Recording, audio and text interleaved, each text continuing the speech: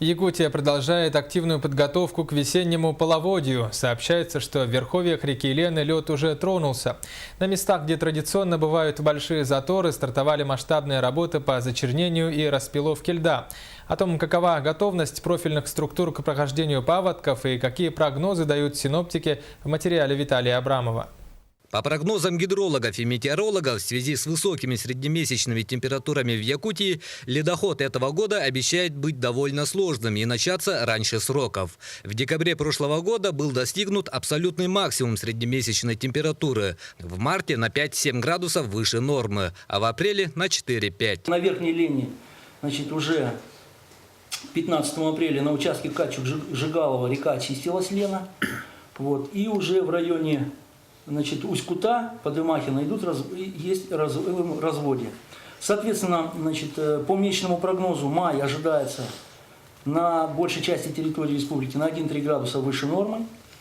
Исходя из таких уже сложившихся ожидаемых гидрологических условий, гидрометцентр Якутского УГМС выпустил прогноз сроков вскрытия, согласно которому у нас на территории республики половодье, вскрытие рек ожидается на 5-12 суток раньше средних многолетних дат. Со слов вице-премьера республики, основная задача всех профильных ведомств и структур – это обеспечение безопасности людей в период половодья. В зону возможного подтопления входят 93 населенных пунктов. В тех населенных пунктах, где мы проводим информацию о возможном подтоплении, уже знают, что нужно делать.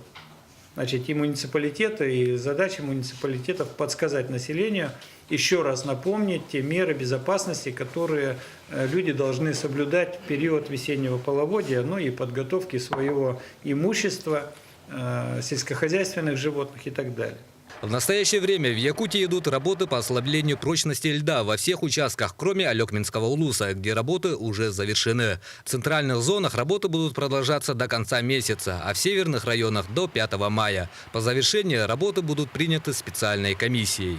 Как специалист, гидролог, должен сказать, что они эффективные.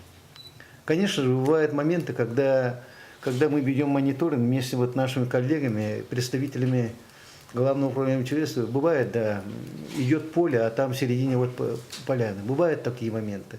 Но в основном 70-80% на тех местах, где проводим такие работы, пока мы не замечали образование заторов. Министерством чрезвычайных ситуаций подготовлена группировка численностью более 16 тысяч бойцов. Проводятся учения, проверка системы оповещения и многое другое. Таким образом, можно сказать, что республика практически полностью готова к предстоящему ледоходу. Определенные опасения вызывает прохождение ледохода на реке Колыма в районе Среднеколымска, где уровень воды, по прогнозам, установится выше опасных отметок. В итоге в зоне риска Ленский, Алекминский, Намский, Хангаласский, Амгинский, Среднеколымский районы и город Якутск. Виталий Абрамов, Алексей Семенов, НВК Саха, Якутск.